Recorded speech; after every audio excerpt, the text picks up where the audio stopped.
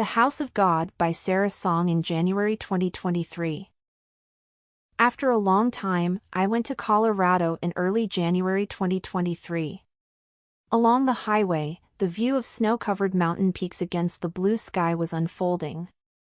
The landscape of snow-covered peaks rising majestically over the vast expanse of plains seemed almost sacred, as if inhabited by mountain spirits.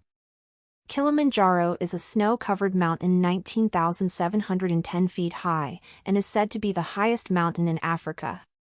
Its western summit is called the Masayanganai, the House of God, begins Ernest Hemingway's novel The Snows of Kilimanjaro, published in 1936. Looking at the snow-covered peaks year-round, I wonder if Hemingway was inspired by such sacredness as he contemplated death while writing his novel. Kilimanjaro is located in Tanzania, Africa, with the Furtwängler Glacier surrounding its summit. It is named after Walter Furtwängler, who climbed there in 1912, but this glacier has reportedly melted by 85% between 1912 and 2011. Furthermore, at COP27 held in Egypt last November, the UN reported that it will disappear completely before 2050. Glaciers in other regions like the Pyrenees between France and Spain, the Dolomites in the Italian Alps, and Yellowstone National Park in the United States are also expected to vanish before 2050. While some may be irreversible, they implored that with our best efforts, we could save other glaciers around the world.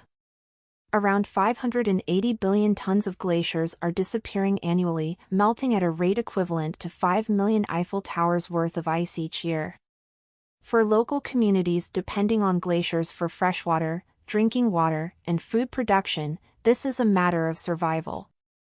Gretel Ehrlich, who has visited Greenland multiple times since 1993, vividly depicted the situation in her essay Rotten Ice. In it, she warned, the amount of natural disasters and uninhabitable areas due to rising sea levels pales in comparison to a piece of the iceberg.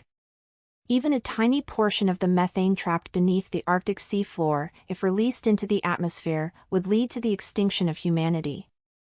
The Earth is a collective one life. This life, much like the protagonist Harry in the novel The Snows of Kilimanjaro, is confronting approaching death. In the story, Harry, while taking photos in the African plains, gets his leg punctured by a thorn, leading to a bacterial infection. Stranded as the truck that carried him and his companions to the hospital breaks down, Harry waits for a plane to transport him while the infection spreads. In his weakened state, he engages in arguments and reminisces about the past while drinking, looking at the snow-covered peaks. Despite knowing he could fight the bacteria if his cells fought back, he spends his last hours in trivial disputes and reminiscing about the past. Just like Harry, if the individual cells that make up this massive Earth don't collectively fight back, the impending death is inevitable.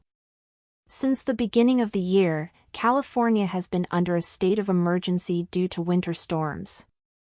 Children are being swept away by floods, roads and homes are submerged, dozens have already lost their lives, and villages that were evacuated in 2018 due to pouring mud have been evacuated again. The estimated damage is over 120 trillion won, and Bloomberg reported that the global insurance industry's annual losses due to climate change have exceeded $100 billion, making such events the new normal. Now, it's early January 2023. The Earth's cries will only grow louder. Everywhere I went in Colorado, the mountains and lakes were covered in white snow. At Dillon Lake, where I walked with my friend, someone had built a snowman from fluffy snow. Behind the snowman, people were enjoying winter fishing on the frozen lake that looked like untouched white cake frosting. The blue sky shone brilliantly over the encircled mountains, like a backdrop. The glittering snow in the sunlight seemed to promise a bright and beautiful immortal life. However, like the dying Harry who remembered the deserter who came with his feet bleeding in the snow and thought of the bloody wound and pain, snow can also be pain and death for someone. If we fail to protect the snow-covered house of God, the rotten ice that Gretel Ehrlich spoke of will bring pain and death to all of us.